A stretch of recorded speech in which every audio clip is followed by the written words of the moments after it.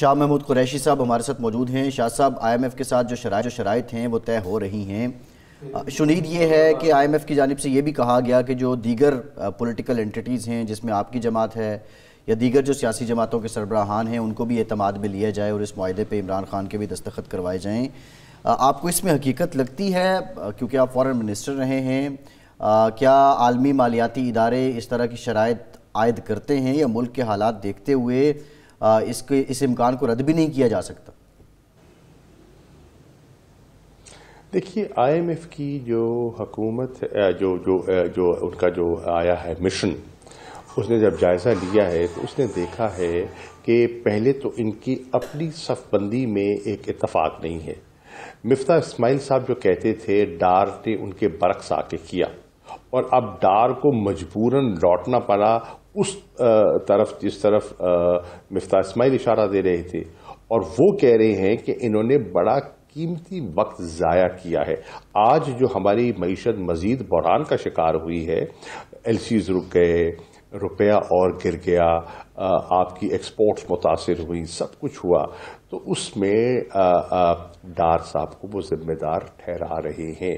حکومت کی ان ڈیسیژن فیصلہ نہ کرنے کی جو ان کی جو ہے نا قوت فیصلہ کا جو ہم ایک فقدان دیکھ رہے ہیں، اس کی وجہ سے معیشت کو مزید نقصان پہنچا ہے۔ وہ تاجر بھی کہہ رہا ہے، وہ صنعت کار بھی کہہ رہا ہے، وہ ایکسپورٹر بھی کہہ رہا ہے۔ اب وہ سمجھتے ہیں کہ یہ حکومت تو پتہ نہیں کتنے دنوں کی ہے، آج آئی کل گئی، تو یہ تو لانگ ٹرم ہمیں جو اسٹرکچرل چینجز ہیں وہ لانگ ٹرم کرنے ہیں۔ تو جب تک اس کو تحریک انصاف جو کہ ایک مستقبل کی حکومت ہو سکتی ہے اگر لوگوں نے چاہا، تو باقی تو سب سرکار کا حصہ ہے، تو اگر وہ انڈورس نہیں کرتی تو پھر اس معاہدے کی کوئی لمبی اس کی زندگی شاید نہ ہو، کیونکہ اگر انتخابات ہونے ہیں، ہو سکتا ہے کہ ابھی اگر آج عدالت فیصلہ کر دے اور خیبر پختونخوا میں اور پنجاب میں جنرل الیکشن کا اعلان آ جائے، اور اس کے بعد چند ماہ میں جنرل الیکشن آ جائے، تو پھر اس سارے معاہدے کو اونرشپ کون دے گا؟ یہ تو سب فرار ہو جائیں گے۔ ان کا تو ریکارڈ یہ ہے کہ یہ معاہدہ کر کے اور جب حالات بگڑے تو یہ تو واپس لندن روانہ ہو جائیں گے، کوئی دبئی جا کے بیٹھ جائے گا، تو یہ سارا کیا دھرا رہ جائے گا۔ اس لیے وہ چاہتے ہیں کہ جو مین اپوزیشن پارٹی ہے اس کو اعتماد میں لیا جائے۔ ہمیں اعتماد میں نہیں لیا گیا، جو ٹرمز اینڈ کنڈیشنز ان نے طے کی ہیں اس پہ تو مزید لوگوں پہ بوجھ ڈالنے کا ان کا فیصلہ ہے۔ ہم اس کو اونرشپ کیسے دے سکتے ہیں جب نہ ہم سے کنسلٹیشن کی ہے، نہ ہمیں لوپ میں رکھا ہے، نہ ہم ساری گفت و شنید کا پروسیس تھے، تو آج ہم سے وہ مہر لگوانا چاہتے ہیں، کیوں؟ تو یہ جو اے پی سی میں آپ کو بلایا جا رہا تھا وہ صرف دہشت گردی کے ایشو پر اے پی سی تھی، یا اس میں یہ معیشت کا ایشو بھی تھا اور آپ سے مہر لگوانا بھی مقصود تھا؟ دیکھیے، دہشت گردی کی آڑ میں نہ جانے بہت کچھ کہہ سکتے تھے، بہت کچھ کہہ سکتے تھے، اور اے پی سی میں خود کتنے سنجیدہ آپ کو دکھائی دے رہے ہیں۔ 7 تاریخ مقرر کی، پھر ترکی کا جانے کا فیصلہ انہوں نے مسترد کر دیا۔ جو میزبان تھے انہوں نے کہا کہ مہربانی کیجئے ہمارے مہمان نہ بنیے، ہم خود ایک آفت پہ مبتلا ہیں اور ہم اپنے لوگوں کو ان کو ریسکیو کر رہے ہیں، ہم آپ کی آؤ بھگت کریں یا اپنے لوگوں کی جانیں بچائیں۔ تو امبیرس کیا پاکستان کو۔ اس کے باوجود وہ کہہ رہے ہیں کہ بھائی چیلنجز بہت سیریس ہیں، اور ان چیلنجز کے پاس آپ کے پاس کوئی روڈ میپ نہیں ہے، کوئی ایکشن پلان نہیں ہے آگے بڑھنے کا۔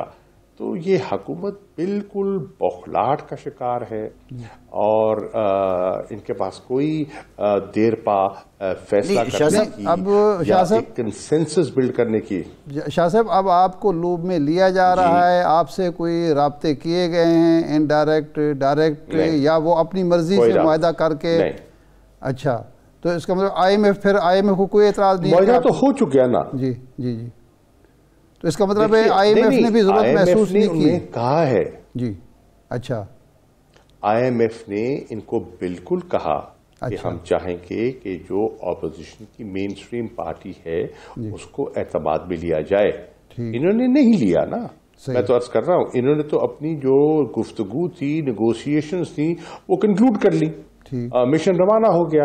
اب تو وہ اپنی جو رپورٹ ہے وہ پیش کرے گا, اپنا جو ایگزیکٹو ان کی جو باڈی ہے اس کو پیش کرے گا, اور وہ پھر فیصلہ کریں گے کیا کرنا ہے کیا نہیں کرنا. لیکن ہمیں اعتماد میں نہیں لیا گیا. اچھا صحیح ہے. اچھا, آپ نے کہا کہ نواز شریف کو غیر آئینی طور پر نکالا گیا, تو یہ جو آپ کا بیان ہے اس کو میں نے یہ نہیں کہا. اچھا, آپ نے کیا ایگزیکٹ؟ میں وضاحت کر دیتا ہوں قبلہ. جی میں عرض کر دوں. میں نے کہا تھا کہ بات ہو رہی تھی انکانسٹیٹیوشنل ریموول کی. ٹھیک. میں نے کہا تھا کہ جو 12 اکتوبر 1999 کو جو فارغ کیا گیا تھا وہ آئین سے ماورا تھا. وہ ایک انٹرونشن تھی اور اس کی کوئی ڈیموکریٹ اس کا ساتھ نہیں دے گا. میں نے 99 کی بات کی تھی جب مشرف صاحب نے ان کو فارغ کیا تھا. یہ اب مریم اس کو ٹوسٹ کرنا چاہتی ہے ٹو ہر ایڈوانٹیج, جو کہ درست نہیں ہے, وہ سب جانتے ہیں. صحیح. تو آپ کا اچھا, آپ نے یعنی وہ 99 کی بات کی اور اس کو آگے پاناما کے ساتھ لنک کیا جا رہا ہے. ٹھیک ہے, صحیح ہے. اچھا, پاناما کے ساتھ اس کا جوڑ بنتا ہی نہیں ہے. جی صحیح ہے. اچھا شاہ صاحب, نیب ترمیم کا معاملہ جو ہے وہ آپ لے کر گئے ہوئے ہیں سپریم کورٹ میں. آج وہاں جو آبزرویشن تھی آنریبل ججز کی, اس پہ یہ سوال اٹھایا گیا کہ جو پاکستان تحریک انصاف ہے, جب اس نے ووٹ ہی نہیں کیا اس بل کے لیے, ان ترمیم کے لیے, تو وہ قانونی چارہ جوئی کیسے کر سکتی ہے؟ اگین کویسچن از دس. پہلے بھی آبزرویشن میں آتا رہا کہ اگر آپ پارلیمنٹ چلے جاتے ہیں تو یہ معاملات قانون سازی کے بہتر ہو جائیں گے, لیکن اب پارلیمنٹ جانے میں بھی معاملہ وہ طول ہے. لاہور ہائی کورٹ کا فیصلہ آ گیا کہ 43 آپ کے جو ایم این ایز ہیں ان کا جو استعفوں کا نوٹیفیکیشن ہے وہ معطل کر دیا گیا, لیکن اسپیکر صاحب کہتے ہیں کہ 35 قومی اسمبلی کے استعفے جو ہیں ان کی منظوری برقرار ہے. تو اس بھونچال کا حل کیا ہے؟ کیا کوئی نتیجہ اس کا نکلے گا؟ اور آپ سمجھتے ہیں کہ آئینی قانونی کردار آپ کا اگر رہتا پارلیمنٹ میں تو زیادہ بہتر تھا؟ دیکھیے, اسپیکر صاحب غلط بیانی سے کام لے رہے ہیں. میں معذرت سے کہنا چاہوں گا, وہ خود بیان دے چکے ہیں, ریکارڈڈ ہمارے پاس ہے کہ استعفوں کی منظوری کا ایک طریقہ کار ہے, ایک عدالت کا فیصلہ ہے, میں اسے منحرف نہیں ہو سکتا. اور وہ ہے کہ مجھے ایک ایک ممبر کو بلا کر تسلی کرنی ہے کیا انہیں کی نہیں کی. تو جو ہم کہہ رہے تھے کہ ان ون کو ہمارے قبول کر لیں, انہوں نے کہا میں نہیں کر سکتا جب تک میں انڈیویجولی نہ ملوں آپ کو. انڈیویجولی وہ نہیں ملے, چنانچہ وہ استعفے انہوں نے ایکسیپٹ نہیں کیے تھے. پھر انہوں نے سیلیکٹیو اپلیکیشن کی کہ پہلے کچھ لوگوں کو انہوں نے کہا کہ ڈی نوٹیفائی کر دیا جائے. ضمنی انتخابات یہ کھیپوں میں جو کروانا چاہ رہے ہیں, کیوں کروانا چاہ رہے ہیں؟ تاکہ انتخابات کو مینج کیا جا سکے, ریزلٹس اپنی مرضی کے حاصل کیے جا سکیں.